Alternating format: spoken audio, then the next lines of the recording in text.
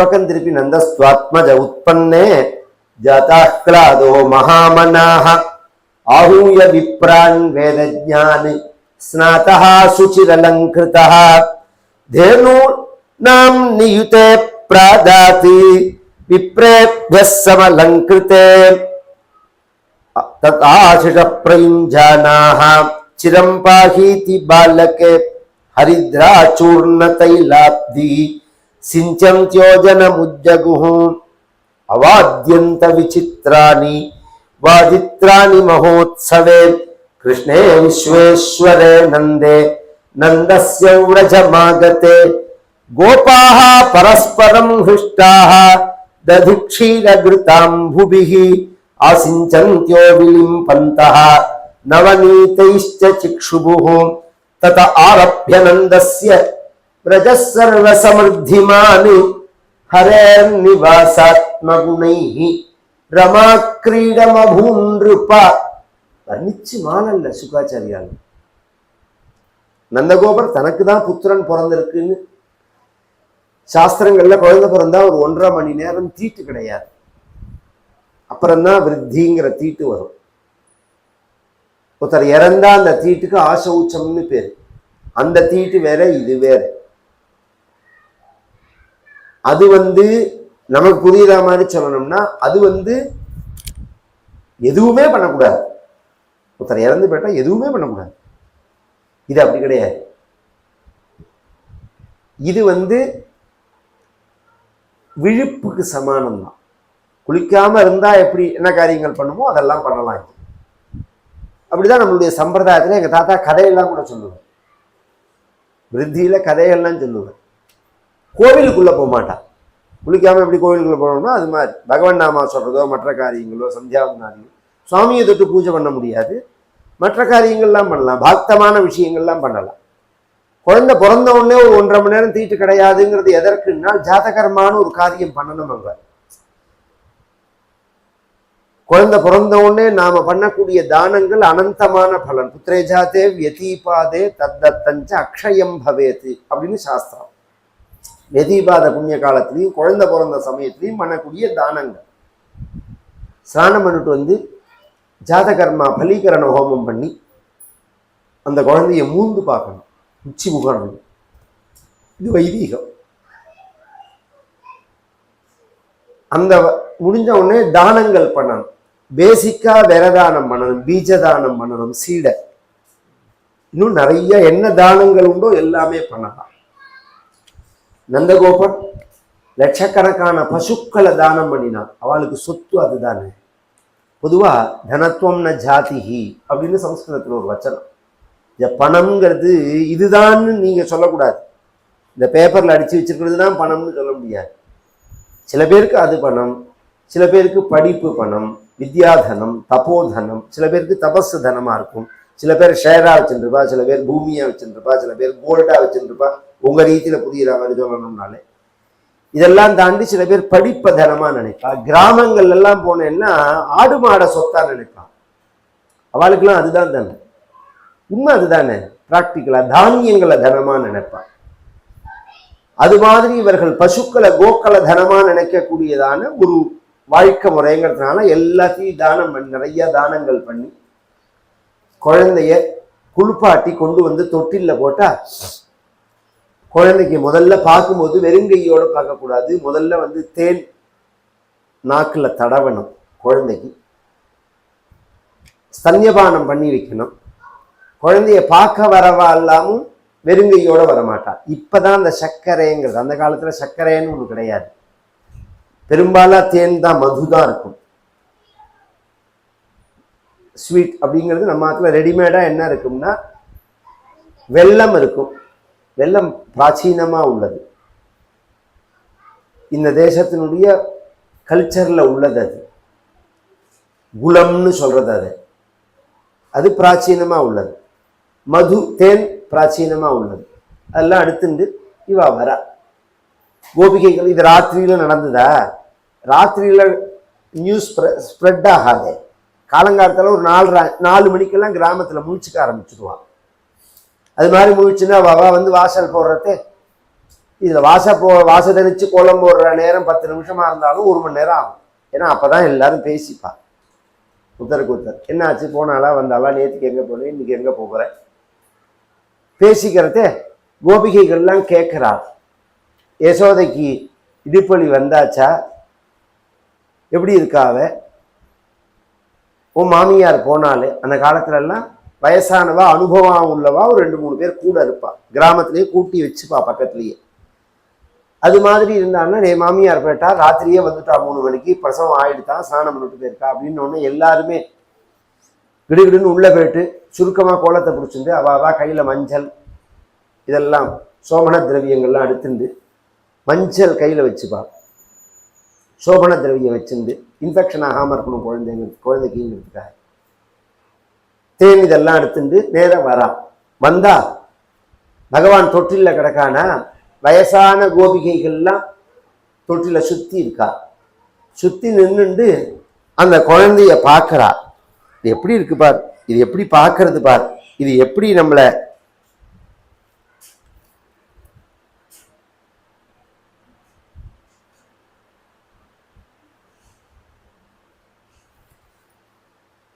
திருன்னு முழிக்கிறது பார். அப்படிங்கும்போது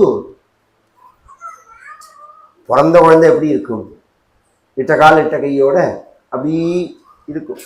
ஆனால் இது அப்படி இல்லை, துருன்னு இருக்கு. இப்படி கை இப்படி மூடின்னு தான் இருக்கும். குழந்தை கொஞ்சம் நாளைக்கு ஜென்மாமுக்கு சில பேரை திறக்கவே மாட்டான், அவன் வேற. சில பேருக்கு பிறந்த உடனே அது மூடின்னு இருக்கும். அந்த கையை திறந்து பார்க்கறாள். பார்த்தா சங்கரேகை, சக்கரரேகை, யவரேகை இவைகள்லாம் கையில் இருக்கிறத பார்த்துட்டு ரேக சாஸ்திரம் தெரியும் அந்த பாட்டிக்கு.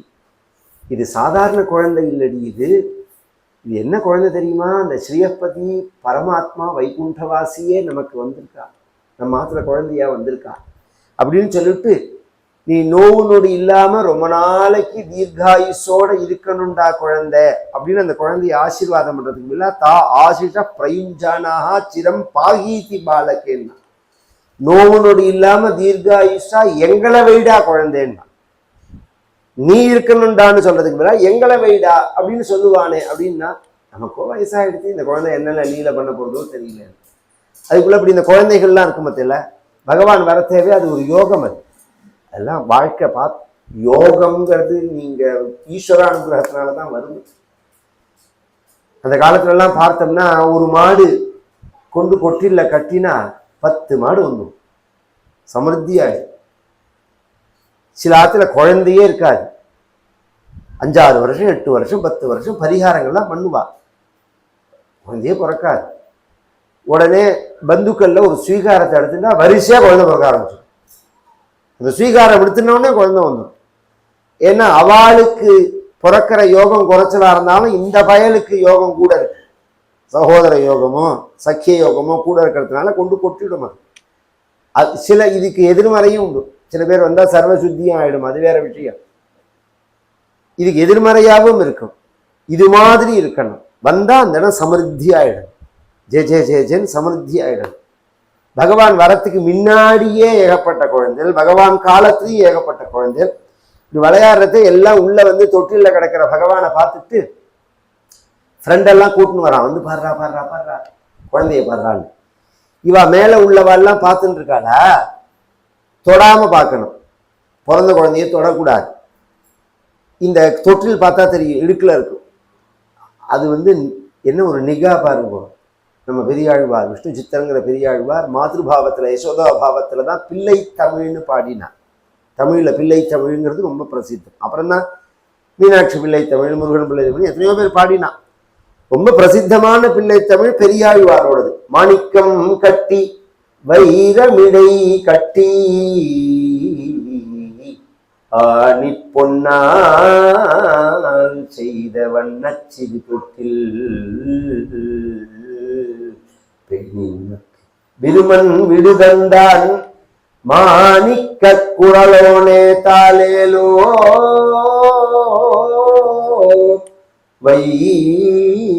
வையமலந்தானே தாலேலோ. கொஞ்சரா பகவான கொஞ்சரா. தரித்திரம் மானசிக பூஜையில அழுக வாழைப்பழ நைவேத்தியம் என்னங்கிற மாதிரி மானசீகமான ஒரு வர்ணனை பிரசித்தமா இருக்க வேண்டாமோ. மாணிக்கம் கட்டி வைரமிடை கட்டி ஆணி பொன்னால் செய்த சுத்தமான 24 வேலை செய்ய முடியாது. இவர் சொல்றார் ஆணி பொன்னால் செய்த. அது எப்படி இருக்கு அந்த தொட்டில்னா, மாணிக்கம் கட்டி வைரமிடை கட்டி. மாணிக்கம் வேற, வைரம் வேற. அந்த மாணிக்கம்ங்கிற அந்த இதெல்லாம் ஸ்டோன் எல்லாம் வச்சு அலங்காரம் பண்ணி, வைரங்கள்லாம் இடை கட்டி அங்கங்க நகாசு வேலைகள் பண்ணியிருக்கு. அதுல கொண்டு வந்து இவரை போட்டா இதெல்லாம் தோக்கடிக்கிற மாதிரி ரத்னமா அவன் இருக்கான். இதெல்லாமே ஒரு சேரையில பார்த்தோம்னா எல்லாம் வெளுப்பு, தங்கம், மஞ்சள், வெள்ளை, இப்படிதானே. அவன் கருப்பு. நீங்க என்னதான் வெளுப்பா வச்சு அலங்காரம் பண்ணினாலும் அதுக்கு பக்கத்துல ஒரு கருப்பு இருந்தாதான் அழகா இருக்கும் பார்க்கறதுக்கு. கருப்பு ஒரு அழகு, காந்தல் ஒரு ருச்சியும்பா. உலகத்திலேயே எது அழகுன்னா கருப்பு தான் அழகு அப்படின்னு. அப்படி ஒரு அழகா பகவான் இருக்கிறதுனால அதை பின்னாடி நம்ம கருணாமிர்தாச்சாரியால் சொல்றார், கோபால ரத்னம், புவனேக ரத்னம், கோபாங்கனா யுவன பாக்யரத்னம், ஸ்ரீ கிருஷ்ண ரத்னம்.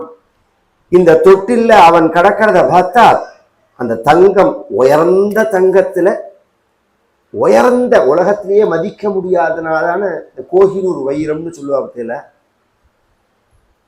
அது ஒரிஜினலா என்ன தெரியுமோ, அது ரங்கநாதருடைய நேத்திரம். அது நம்ம பெரிய பெருமாளுக்கு 2 வைரம், ஒண்ணுதான் இருக்கு, இன்னொரு ஃப்ராடு எங்க போச்சுன்னு தெரியல, வரும் கொஞ்ச நாள்ல. 2 கண்ணுக்கும் 2 வைரம் வச்சிருந்தா பெரியமா. அந்த 2மே பெருமாளோடது. அது இந்த கோஹினூர் வைரம்ங்கிறதெல்லாம் அவனோடது, இவனோடது, நவாபோடது, விக்டோரியா ராணியோடது, திருட்டு பசங்க ஏன் கொண்டு போன திருட்டு சாமானெல்லாம். ஒரிஜினலா பாரத தேசத்துல சொத்து அது. அதுவும் பிரத்யேகமா ஸ்ரீரங்கம் ரங்கநாதருடைய நேத்திரம். அது அதை பதிவு பண்ணியிருக்கா பெரியவாள்லாம். அது மாதிரி உயர்ந்த ரத்னம் பதிச்சா மாதிரி பகவான் பிரகாசிக்கிறான் தொட்டில்ல. இந்த குழந்தைகள்லாம் தொட்டில் எடுக்க வழியா கையை விட்டுட்டு அப்படி தொட்டு பார்த்துட்டு இன்னொரு ஃப்ரெண்டுகிட்ட சொல்றான், நீ தொடுறா, தொட்டு பாடுறா, சந்தோஷமா இருக்குடாங்க. இந்த குழந்தைக்கு என்ன சொல்ல தெரியும்? பிரம்ம சம்ஸ்பர்ஷம் அத்தியந்த சுகமஸ்னுதேன்னு சாஸ்திரம் சொல்றோம். பிரம்மசூத்திரம் சொல்றது. சப்தத்தினால மனசுனால அந்த பிரம்மத்தை தொட்டாலே ஆனந்தமா இருக்கும்னா நேர தொட்டா எப்படி இருக்கும்? நேர தொட்டு பார்க்கிறான் இவன். இது மட்டும் இல்ல, வாசல்ல வந்து என்ன பண்றார்கள் அப்படின்னா, கோபாகா பரஸ்பரம் ஹிருஷ்டாக ததிக்ஷீர கிருதாம்பூடி. ஒத்தர் மேல ஒத்தர் தயிர், ஒத்தர் மேல ஒத்தர் வெண்ணெய், ஒத்தர் மேல ஒத்தர் நெய், இத மேல போட்டுக்கிறார். போட்டுனதோட மட்டும் இல்ல,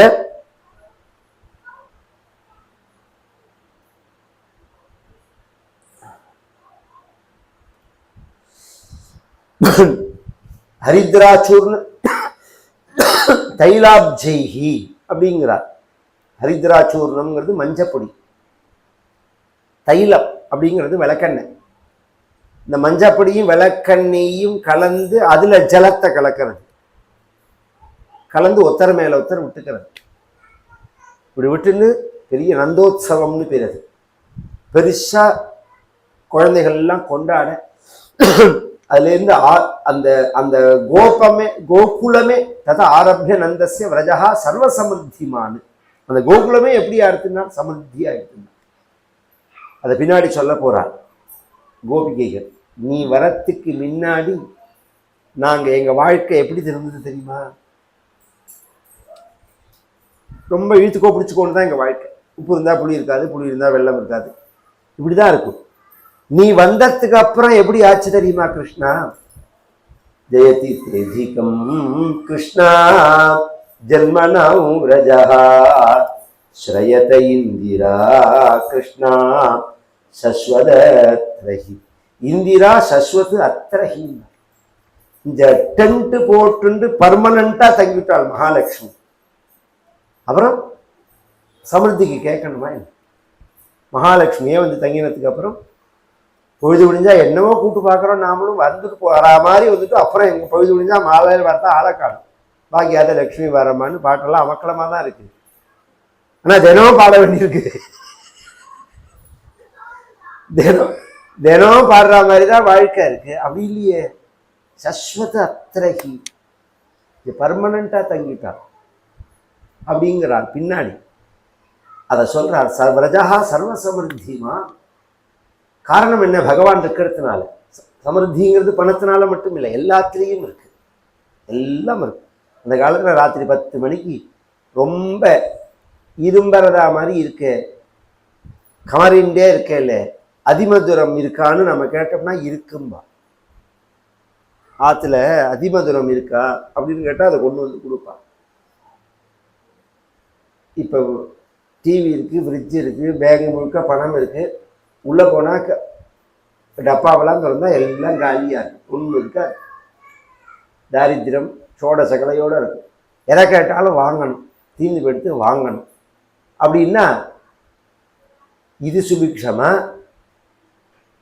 இதுல ஒரு ஆச்சரியம் என்னன்னா, வாசல்ல கடை இப்ப அப்ப அப்படி கிடையாது.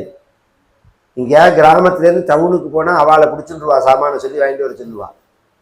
இப்போ இதை வாங்கி நீ போறியாடா அப்படியும் கேட்கவும் கேட்பான். 2 விதமாகவும் உண்டு. சர்வீஸ் மைண்ட் ஓரியண்டா உள்ளவா மாமி நான் டவுனுக்கு போகிறேன், உங்களுக்கு ஏதாவது வேணுமான்னு கேட்டுட்டே போவான். ஏன்னா எல்லாரும் அப்படி வெஸ்டர்ன் கல்ச்சருக்கு நம்ம கல்ச்சருக்கு என்ன வித்தியாசம்னா, ஒரு குடும்பத்தில் எல்லாரும் சேர்ந்து வாழ்ந்து அதை சேவ் பண்ணுற மாதிரி நம்ம வாழ்க்கை. அவனோடது அப்படி இல்லை, செப்பரேட்டாக ஒருத்தர் 4 பேர்னா 4 காரு, 4 பேர்னா 4 பைக்கு, 4 பேர்னா 4 இப்படி பிரித்து காசை நாசம் பண்ணுறதுக்குள்ள வாழ்க்கை ஒரு அவனோட. நம்மளோடது அப்படி இல்லை, என்ன தேவையோ அதை எல்லாரும் சேர்ந்து உபயோகப்படுத்துகிற மாதிரி. அப்படிங்கிறதே வாங்கிட்டு வரதே நான் வாங்கிட்டு வரட்டோம்னா முடிஞ்சு போச்சு, ஏதோ சாமா வரணும் நமக்கு அதானே. அது மாதிரி இருந்தாலும் இருக்குன்னு சொல்லுவா. அதுக்கு பேர் சமிருத்தின்னு பேர். அது இருக்குங்கிறதே பெரிய பாக்கியம் இல்லையா? இல்லைங்கிறது தான் இப்போ இருக்கு. இருக்குங்கிறதே பெரிய பாக்கியம் இல்லையா? அதை சொல்றார். சர்வ சமிருத்திமான் ஹரே நிவாஸ் ஆத்மகுணி ரமாக்கிரீட மபூன் இருப்பான். மகாலட்சுமி நித்தியவாசம் பண்ண அதுலேருந்து 6வது நாள் முடிஞ்சு 7வது நாள் காப்புன்னு போடுற மத்தியில தோட்டக்கா, ரேவதி, கேட்டக்கின்னு என்னமோ சம்திங், பூத்தனா, இது மாதிரி சில பாலகிரகங்கள்னு பேர். பால குழந்தைகளுக்கு ஆபத்தை கொடுக்கக்கூடிய கிரகங்கள். இதெல்லாம் அந்த குழந்தைகளை பாதிக்காம இருக்கணுங்கிறதுக்காக காப்பு கட்டுறதுன்னு ஒரு சம்பிரதாயம். உரலை வச்சு தாழை மடலை கொண்டு வந்து சுத்தி கட்டி வேப்பிலை எடுத்துன்னு வந்து அது மேலே அடித்து குழந்தைகளை விட்டு ஆம்பளை பெத்தா பொம்பளை பெத்தான்னு சொல்லி அந்த வேப்பிலை இதழெல்லாம் உதிர்ந்த உடனே அந்த காம்பை எடுத்து காப்பரிசி பண்ணி நைவேத்தியம் பண்ணிவிட்டு அந்த தேவதைகளுக்கு இதனை எடுத்துக்கோ அப்படின்னு சொல்லிவிட்டு அந்த காம்பை எடுத்து கையிலையும் கால்லையும் கட்டுவா.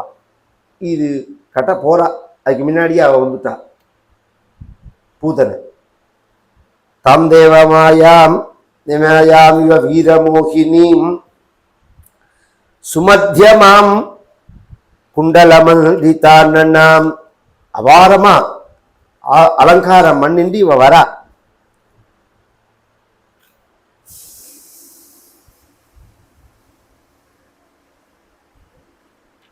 இவ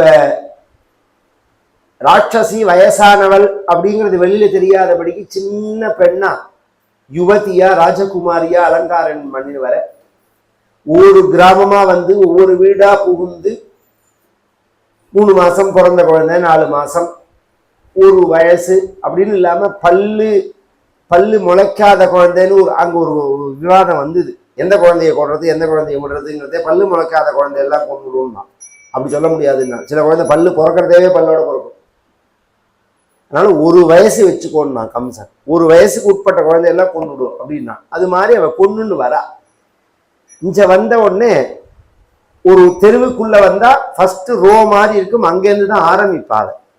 இந்த கோகுலத்துக்கு வந்த உடனே அவளால் அப்படி போக முடியல. பகவானுடைய கிரகம் நடுப்புல இருக்கு, அதனால அதுல ஒரு தடவை உலா வரா. எந்த வீட்டுக்கு போறதுன்னு ஒரு கன்ஃபியூஷன் வருது அவளுக்கு. ஏன் வந்ததுன்னா பகவான் அதை ஏற்படுத்துறான். இவ முதல் வீட்டுல போனா அதுல இருந்து 10வது வீடு பகவானோடதுன்னா 9 குழந்தைய கொண்டுட்டு 10வதா தான் பகவான்கிட்ட வருவான். பகவான் இருக்கிற இடத்துல, பகவான் நாமா சொல்ற இடத்துலயே ஆபத்துகள்லாம் இருக்காது அப்படின்னு சொன்னா பகவான் இருக்கிற இடத்துல இருக்கலாமா?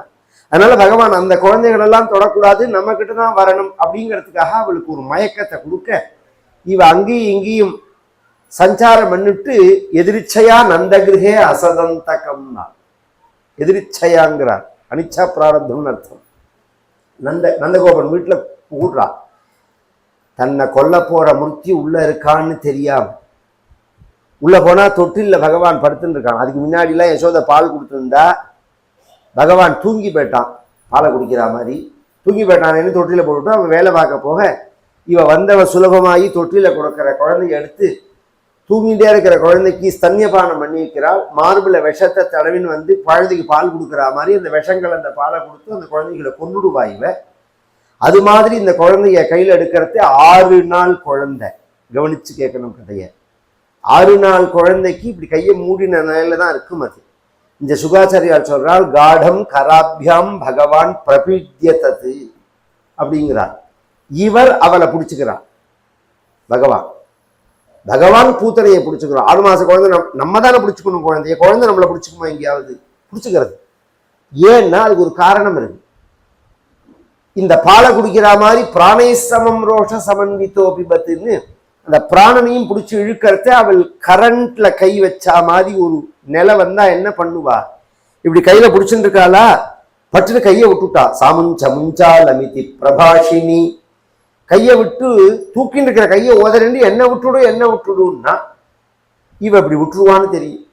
அதனால முன்னாடி பகவான் பிடிச்சுட்டான் அவளை.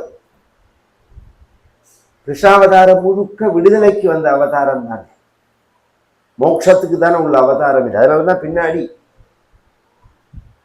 மாட்டெல்லாம் அவித்து கண்ணுக்குட்டி எல்லாம் அவித்து விடும்போது அஸ்தான் முன்சன்னு கொச்சித்த சமயே புரோத சஞ்சாத ஹாசஹா அப்படின்னு சொல்லும்போது அசமயேங்கிறார். இது சமயம் இல்லடா கிருஷ்ணா, கண்ணுட்டிலாம் அவித்து விடக்கூடாது அப்படின்னு உடனே பகவான் சொல்றான் இதுதான் சமயம்ங்கிறான். இது அவிழ்த்து விடுறதுக்குன்னே வந்த சமயம் அவதாரம்னு சொல்றதுக்காக. பகவான் கைப்பட்டா கால் பட்டா கண் பட்டா நினைச்சா பார்த்தா பேசினா பழகினா எல்லாம் கிருஷ்ணாவதாரத்துல அனுகிரகம் தான், எல்லாம் மோட்சம்தான். இதுல ஒரு ஆச்சரியம் என்னன்னா, பகவான்கிட்ட பக்தி செலுத்தி அன்போட பகவானுக்கு மனசை சமர்ப்பணம் பண்ணினவாளுக்கு தான் பகவான் மோட்சம் கொடுப்பான்ங்கிறது கிடையாது. இந்த கொல்லனுங்கிற எண்ணத்தோட வந்த பூதனைக்கும் பகவான் மோட்சத்தை கொடுக்குறான். அதுதான் கிருஷ்ணன். அதனால்தான் காருண்ய மாதன்பத்தே. இந்த ஆழ்வார்கள் பாசுரத்திலேயே கற்பார் ராமபிரானை எல்லால் மற்றும் கற்பரோ அப்படின்னு ஒரு பாசுரம், ராமாவதாரத்தை சொல்ற பாசுரம். அதுக்கு அடுத்த பாசுரம் என்னன்னா கற்பார் கேசவன் கீர்த்தி எல்லால் மற்றும் கற்பரோன்னு. இந்த பாசுரத்துக்கு பாசுரப்படி வியாக்கியானம் பண்றவாள் இந்த கற்பார் ராமபிரானை எல்லாங்க அப்படிங்கிறத நல்ல விஸ்தாரமா புடிச்சு பேசுவா. அடுத்தது கேட்பார் கேசவன் கீர்த்தி எல்லாங்கிறத சொல்ல மாட்டான். அங்க ராமாவதாரத்துல பகவான் எல்லாருக்கும் மோட்சத்தை கொடுத்தான் அப்படின்னு சொன்னா அது கருணைன்னு சொல்லுவா. அங்க கருணைக்கு ஹேத்து என்ன அப்படின்னு சொன்னா, புற்பாமுதலா புல் எறும்பாதி ஒன்றின்றியே நற்பால் அயோத்தியில் வாழும் சராச்சரம் எல்லாம் நற்பாலுக்கு உயித்தனன் நான் முகன் பெற்ற நாட்டுலே அப்படின்னு அங்க ஆழ்வாரே சொல்றான். புல்லு பூண்டு எறும்பு மரவட்டை முசுக்கட்டை நந்தியாவட்டை எலி ஓணம் ஒண்ணு மிச்சம் இல்லாம எல்லாத்தையும் வைகுண்டத்துக்கு அழிச்சுன்னு போனான் பகவான்னு சொன்னா அதெல்லாம் ராமர் மேல பிரிய வச்சிருந்தது. புற்பா முதலா புல் எறும்பாதி ஒன்றின்றிய நற்பால் அயோத்தியில் வாழும். நற்புன்னா நட்புங்கிறது தான் அங்க நட்புங்க. ரடையோ லபேதா, தமிழ் அதுக்கு வித்தியாசம் வர, ராவும் வரும் டேவும் வரும். நட்புங்கிறது நட்பு அப்படிங்கிறதுக்கு கூட நட்பு அப்படிங்கிறான். நற்பால் அயோத்தியில் வாழும்னா அப்படி வச்சிருந்துதான்னா அயோத்தியா காண்டத்துல அதை காமிக்கிறான். ராமர் காட்டுக்கு போறதே பார்த்துன்னு போன சுமந்திரன் திரும்பி வரத்தே தசரதன்ட்ட சொல்றான், பிஞ்சோட பூவோட காயோட கனியோட பூத்து குலுங்கின மரங்கள்லாம் ராமனை காட்டுல கொண்டு விட்டுட்டு திரும்பி வந்தவொடனே அப்படியே வாடி நிற்கிறது. சர்வபூதானு கம்பினம் அப்படிங்கிறான். இது என்ன கருணைன்னு கேட்க. இதெல்லாம் வர்ணனை இல்லை, பொதுவாக கவிதைகள் என்னாலே பொய்ன்னு தான் அர்த்தம். ராமாவதாரம் சத்தியம், பொய் கிடையாது. செடியோட பழகிறவாளுக்கு தான் நான் சொல்றது புரியும். செடியோட பழகினேன்னா அதை போய் நின்று தடவி கொடுத்து அதை கொஞ்சினேன்னு வச்சுக்கோங்களேன், குதூகலிக்கும். நம்ம சாஸ்திரம் சொல்றது அதை பின்னாடி பெங்காலிஸ்ல நிரூபணம் பண்ணா. இந்த நோபல் பரிசு எல்லாம் இருக்கு பாருங்க, வேர்ல்டுல பாதி பரிசுக்கு மூல காரணமே இந்தியாவோட ஆராய்ச்சி தான். அதை பின்னாடி பேரை அவன் போட்டுண்டானே தவிர இதை முதல்ல ஆராய்ச்சி ஆரம்பிச்சது ஸ்டார்டிங் என்னன்னா எங்கன்னா இந்தியாவில் விமானத்திலேருந்து ஆரம்பிச்சு கண்டுபிடிப்புகள்லேருந்து ஆரம்பிச்சு எல்லாம் முதல்ல ரைட் சகோதரர்களும் பண்ணல, லெப்ட் சகோதரர்களும் ஒன்றும் பண்ணல. அதுக்கு முன்னாடியே ஒருத்தன் பண்ணியிருந்தான் ஜெய்ப்பூர் கிட்ட. அதெல்லாம் மறைக்கப்பட்டதான ஒரு உண்மைகள். அது மாதிரி இந்த தாவரவியல் ஆராய்ச்சியில பெங்காலிஸ்ல ஒருத்தர் ரொம்ப பிரபலமானவர், அதுக்கு உணர்ச்சிகள் உண்டுன்னு அதை நிரூபிச்சார். நம்ம சாஸ்திரங்கள் முதல்ல இருந்தே சொல்றது அது. அது மாதிரி பகவானுக்கு எங்க டைம் இருந்தது? அதுதான் இந்த கேள்வி. எல்லாருமே பெரிய நிர்வாகம் பண்ணுவா, விவகாரம் பண்ணுவா, வீடை கட்டி தோட்டம் கட்டங்கள்லாம் வச்சுப்பா, நாய் நெறி பண்ணி ஒண்ணு மிச்சம் இல்லாம எல்லாத்தையும் வச்சுப்பா, எல்லாரும் இருக்கும். ஆனா அவளுக்கு எதுக்கு சம்பந்தம் இருக்காது. ஏன்னா அவ்வளோ வாயில ஈபூந்து தெரியாம சுத்துவான், அவ்வளோ பெரிய பிசினஸ் மேனா இருப்பான். இந்த ராமர் அப்படி இல்லை. ஒரு யானை உள்பட ராமர் காட்டுக்கு போன உடனே சாப்பிட மாட்டேங்கிறதுன்னு ராமாயணத்துல இருக்கு. ராமர் காட்டுக்கு போன உடனே சாப்பிட மாட்டேன் அப்படின்னு ராண அடம் பிடிச்சதுன்னு அயோத்தியா காண்டத்துல சொல்றான். இப்படி எல்லார்ட்டையும் எப்ப டயம் கொடுத்து பகவான் பழகினான், எப்படி அந்த பிரேமையை காண்பிச்சான், அது ஒரு ஆச்சரியமான அவதாரம். அன்பை காண்பிச்சான், பதிலுக்கு அதெல்லாம் அன்பை காண்பிச்சது, மோட்சத்தை செலுத்தினான், அனுகிரகம் பண்ணினான். இது நியாயம். ஏன்னா என்ன பாவத்தை நாம் காமிக்கிறோமோ அந்த பாவத்தை பகவான் திருப்பி நமக்கு அனுகிரகம் பண்ணுவான்ங்கிறது நியாயம். இவ அப்படி காமிக்கலையே, பூத்தனை அப்படி காமிக்கலையே, இவ கொல்லணும்னு தானே வந்தா, இவளுக்கு எப்படி மோட்சத்தை கொடுக்கலாம்னா அப்பதான் கருணை வெளிப்படுறது. நான் புரிய வச்சேன், பகவான் எனக்கு அனுகிரகம் பண்ணினான்னா அது கருணையினுடைய வேல்யூ புரியாது. நாம் பிரிய வைக்கல, பகவான் எனக்கு அனுகிரகம் பண்ணினான்னா தான் கருணையினுடைய வேல்யூ தெரியும். இந்த கொல்லணும்னு வந்தவளுக்கும் பகவான் மோட்சத்தை கொடுத்து பூதனா லோகபாலக்னி ராட்சசி ருதிராசனா ஜிகாம்சயாதி ஹரயே ஸ்தனம் தத்வாபசத்கதிம் கிம் புனஸ்ரத்தயா பக்தியா கிருஷ்ணாய பரமாத்மனே. அவளுக்கு மோட்சத்தை கொடுத்தான் பகவான். காரணம் அவளோட பாலை பகவான் சாப்பிட்டது. சுகாச்சாரியால் அடுத்த ஸ்லோகம் சொல்றார், கொல்லணும்னு விஷங்கலந்த பாலை கொடுத்தவளுக்கே பகவான் மோட்சத்தை கொடுப்பான்னா ஸ்ரத்தையா பக்தியான். ஸ்ரத்தையோட பக்தியோட பகவானுக்கு ஒரு டம்ளர் பால், இதெல்லாம் சம்பிரதாயத்துல உள்ளது தானே. காலத்தால எப்படி அண்ணன் நைவேத்தியம் பண்றோமோ அது மாதிரி ராத்திரி பால் நைவேத்தியம் பண்ணுவான். இன்னைக்கு அன்னமும் கிடையாது, பாலும் கிடையாது, அது வேற விஷயம். பகவானுக்கு ஏன்னா ராத்திரி பால் சாப்பிடுவா. பொதுவா பகவத் சமர்ப்பணம் இல்லாத பதார்த்தத்தை சாப்பிட மாட்டான், சாப்பிடக்கூடாது அப்படிங்கிறது தான் விஷயம். அதனால காபி நைவேத்தியம் பண்ற வேலையை நான் பார்த்துருக்கேன். வந்துட்டு காபியை கலந்துட்டே வந்துட்டு சுவாமிகிட்ட வந்து காமிச்சுட்டு வந்து குடிக்கிறவா எத்தனையோ பேர் இருக்கா. குடிக்கலாமா குடிக்கக்கூடாதா இந்த விசாரங்கள்லாம் உங்களுக்கு தான், பக்தாளுக்கு அது கிடையாது. இந்த வீனஸ் எலக்ட்ரானிக்னு இருக்கு பத்தியில, வீனஸ் வாட்டர் ஹீட்டர் இருக்கு பத்தியில, வா நாடாரவா அந்த அம்மா தூத்துக்குடி, எங்க குடும்பத்துக்கும் ரொம்ப பழக்கம் உண்டு, அண்ணாக்கும் பழக்கம் உண்டு. சிவபக்தி உள்ளவ அந்த அம்மா. அந்த அம்மா வாழ்க்கையில என்ன சம்பிரதாயம்னா, ஒரு டம்ளர் இப்ப நான் குடிச்ச பத்தியில இது மாதிரி குடிக்கிறதா இருந்தா அதுக்கு முன்னாடி கையில வச்சுருவோம். சிவபுராணம் ஒரு தடவை சொல்லிட்டு தான் குடிப்போம். நம்ம சிவாய வாழ்க, அது சிவபுராணம் சொல்றதுக்கே 15 நிமிஷம் ஆகும், 10 நிமிஷமாவது குறைஞ்சபட்சம் ஆகும். அந்த 10 நிமிஷம் கழிச்சுதான் அந்த ஜலத்தை குடிப்பாங்க. எதை சாப்பிட்டாலும் பூர்ண சிவராத்திரி அன்னைக்கு விபூதி ருத்ராட்சமா கைலாசம் போனாரு. யோகிராம் சுரத்குமார்லாம் நேரம் வந்து அனுகிரகம் பண்ணுவார். அது மாதிரி ஒரு ஞானானந்தா இவா எல்லாருக்குமே வா அந்த மாட்ட ரொம்ப ஒரு கருணை உண்டு. ஏன்னா அது மாதிரி பதார்த்தங்கள் எதை சாப்பிட்டாலும் அப்படி பகவானுக்கு சமர்ப்பணம் பண்ணிட்டு சாப்பிடணும். இது கிருஷ்ணாவதாரத்திலேயே ஒரு சரித்திரம் பின்னாடி கர்ணாகர்ணியா சொல்லுவாள். ஒரு நாளைக்கு துவாரகையில் இருக்கிறதே பகவானுக்கு ஒரே தெரியா பொறை ஏறி போயிடுது. சத்யபாமா தலைகளே தட்டி கட்டி பால்கள் தூத்தெல்லாம் கொடுத்தா ஒண்ணுமே அடங்கல்ல. ஒரு அரை மணி நேரம் ஆச்சு, கண்ணெல்லாம் செவந்து போய் மூவிலாம் பிதுங்கி போய் பேச்சு மூச்சே விட முடியல பகவானால. என்ன ஆச்சுன்னா சொல்ல மாட்டேங்கிறார். ஆசுவாசப்படுத்தி ஒரு அரை மணி நேரம் கழிச்சு என்ன ஆச்சுன்னு கேட்டா சத்யபாமா, அதை ஏன் சொல்லுவேன், அதை எப்படி சொல்றது, என் பக்தன் ஒருத்தன் கீழே ரொம்ப பக்தி, அவனுக்கு எதை கொடுத்தா எதை சாப்பிட்டாலும் எனக்கு சமர்ப்பணம் பண்ணிட்டு தான் சாப்பிடுவான். இன்னைக்கு அவனுக்கு உடம்பு சரியில்லை, அதுக்காக ஒரு கஷாயம் வச்சு நாட்டு மருந்தெல்லாம் போட்டு அதில் மிளகுகளுக்கெல்லாம் தட்டி போட்டு ஒரு அரைப்படி கஷாயத்தை கிருஷ்ணார்ப்பணம்னு சொல்லி விட்டுட்டாங்க அலங்காரத்தால. அது அப்படியே குறையேறி போயிடுது அப்படின்னு பகவான் சொன்னான்னு ஒரு கதை உண்டு. மகான்கள்லாம் சொல்லி நான் கேட்டிருக்கேன், என் தாத்தா சொல்லியே நான் கேட்டிருக்கேன். ஏன்னா எதை சாப்பிட்டாலும் பகவானுக்கு சமர்ப்பணம் பண்ணிட்டு சாப்பிடணும் அப்படிங்கிறதுக்காக. இப்படி விஷம் தடவின பாலை கொடுத்தாலே மோட்சத்தை கொடுப்பான்னா கிங்குண சந்தையா பக்தியா, பக்தியோட கொடுத்தா பகவான் என்ன கொடுப்பான்னு சொல்லணுமான்னு சுகாச்சாரியால் சொன்ன பூத்தனா மோட்ச பரியந்தம் நாளைக்கு பாலரீந்திய தொடர்பு.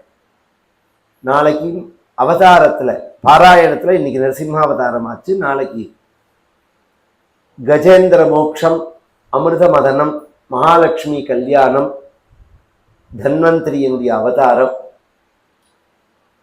அதன் பிறகு மத்ஸ்யாவதார வாமனாவதாரம், திரிவிக்ரமாவதாரம், மத்ஸ்யாவதாரம், அம்பரீஷ சரித்திரம், ராமாவதாரம், தத்தாத்திரேய அவதாரம், பரசுராம அவதாரம், கிருஷ்ணாவதாரம் எல்லாம் நாளைக்கு பாராயணத்தில். நாளன்னைக்கு ருக்மணி கல்யாணம். பாராயண கிரமத்தில் பிரவச்சனமும் அதை அனுசரித்து வரும். இன்னைக்கு ஜெயந்தி, அண்ணாவோட ஜெயந்தி, ரோஹிணி நட்சத்திரம், பகவானுடைய சொரூபம் அவர்.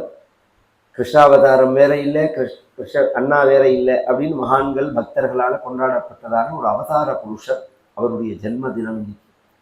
பிரம்மே முகூர்த்தே பரிதஸ்வபக்தைஹி சந்திருஷ்ட சர்வோத்தம விஸ்வரூப ஸ்வதைல சம்சேவக ரோகஹர்த்ரே வாதாலயாதீஷ நமோ நமஸ்தே. நாராயண நாராயண நாராயண நாராயண நாராயண நாராயண